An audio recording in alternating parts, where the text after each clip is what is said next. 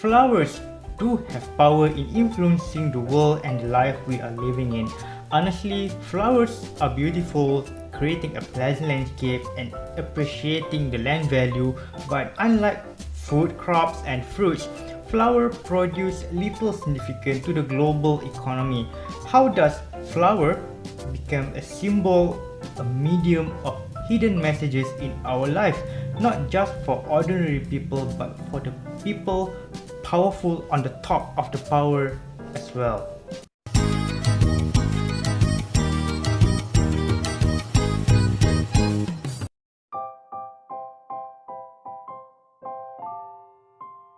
Flower, beautiful, blooming on the grass on the land, has been used by cultures around the world in specific ceremonies and cultural events. Flower also has an importance in some religions as a symbol or as a remedy for a cure, physical and spiritual, or as a part of a religious significance. Think of a lotus pond in Buddhist temples and poinsettia flower on Christmas Eve. Study of flower and its symbolic meaning has a scientific footing, which is called florography. Shakespeare famously included flowers with its symbolic meaning in his writings such as Hamlet. Flower has a power of conveying a message without saying a single word or writing a single letter. The modern florography that the whole world knows means the specific flower has a specific meaning and a message to someone or somebody, can trace its origin from an Ottoman tradition of salam in the 16th century. What once originated in the courtyard of Topkapi in Istanbul to convey the silent message to the courtiers eventually spread all over the Ottoman Empire, both noble and ordinary people, and then the idea of flower as a message brought over to Europe. Mary Watling Montagu, wife of an ambassador in Istanbul, brought the idea of florography to England in 1717, while Aubrey de la Montagne wrote travels, the book called Travels, and introduced the florography to Sweden in 1727.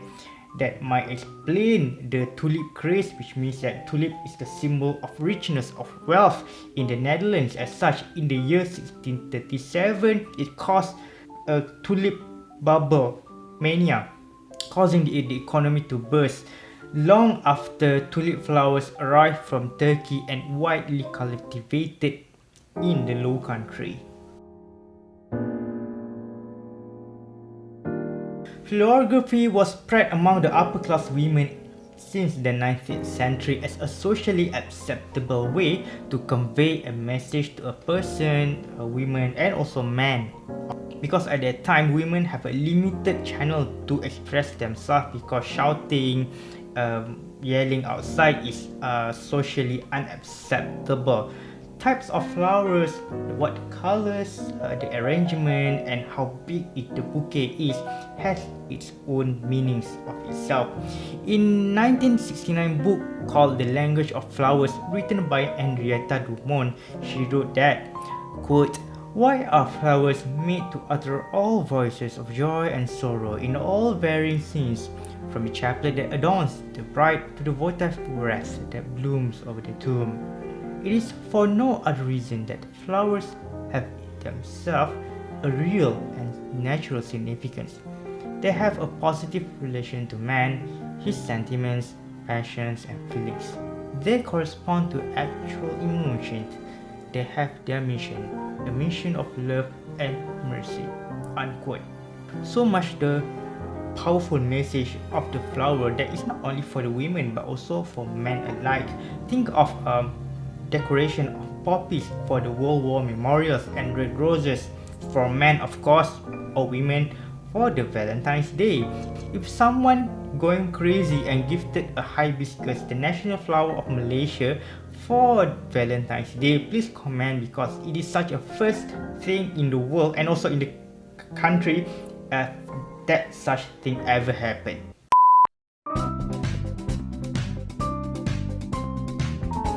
flower with its colors and fragrance create emotional sensation to the receiver, brighten the landscape and a key ingredient in dyeing industry for the clothing and textile and also to making perfume. Think of lavender. Okay, then what is the correlation between the flower and the power the people in the top above? With the explanation before as a flower as a medium of conveying a silent message, it is not a surprise that flower plays a kind of a role in international politics. Is it the meeting between two countries successful? Is the country is friendly with the visiting leader, which means the floral decoration? Is the meeting leaders at war with each other? Even in the gloomiest landscape, flower shows a message that might be censored by other means in writing and also in other forms.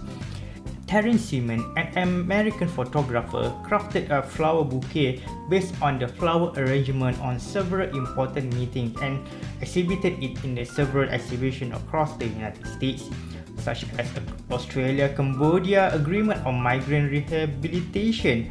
Florist of White House, Laura Darling. Yes, there is a florist in the White House. Is it a legit job position? She said that. I was a policy analyst before I became a florist, so when I was working with flowers, I really saw flowers in a communications and strategic way. At the White House, I was excited to bring a strategic approach to design.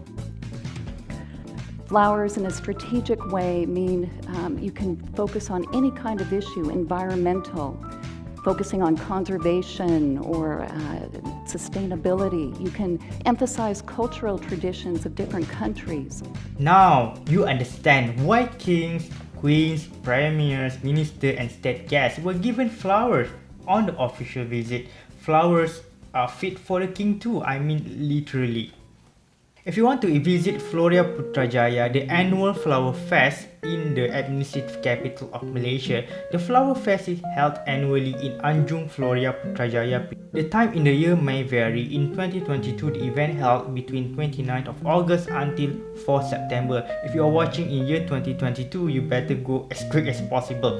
You can come by driving by yourself or take e-hailing. Do take note that even though there is a public bus near a stop nearby a boulevard, the frequency is not reliable to desire. So thank you so much for watching. I hope you learned something about flower and why people in power love flowers so much. Thank you so much for watching and see you in the next episode.